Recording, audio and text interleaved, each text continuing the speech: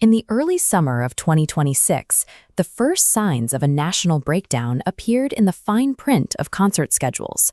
A wave of performers, including country singer Martina McBride and the funk group The Commodores, abruptly pulled out of 250th anniversary events on the National Mall.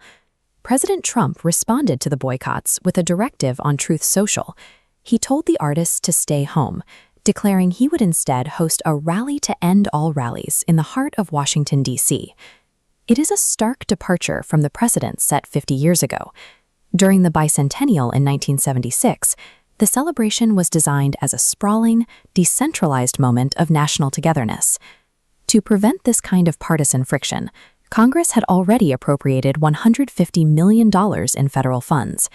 The goal was to ensure the 250th birthday was organized, nonpartisan, and professional.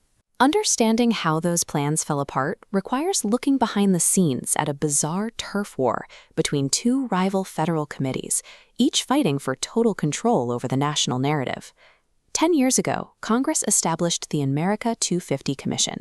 This was the original, bipartisan body tasked with spending a decade focusing on civic engagement and historical reflection.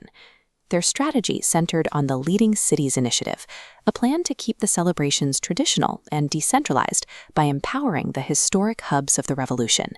In Boston, this meant a $25 million restoration of the Dorchester Heights Monument, honoring the site where George Washington's forces first pushed the British out of the city.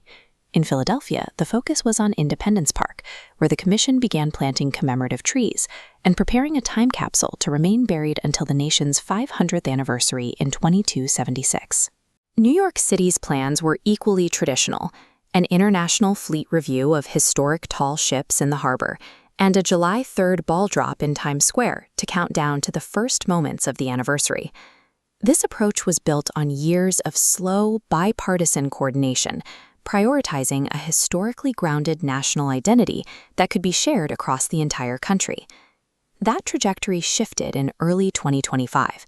A new executive order effectively bypassed the decade-long plan, creating a rival public-private partnership with a very different agenda. This new entity, the White House Task Force 250, and its funding arm, Freedom 250, were staffed by political appointees and operated outside the original bipartisan structure. The focus moved away from historical sites and toward modern spectacle.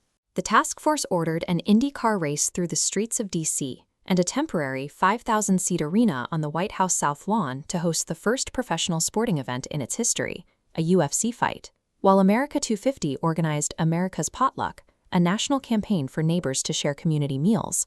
Freedom 250 focused on minting gold commemorative coins featuring the sitting president and organizing large-scale rallies.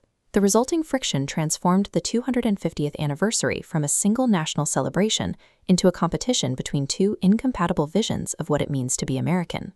Operating two rival national committees led to immediate institutional breakdown.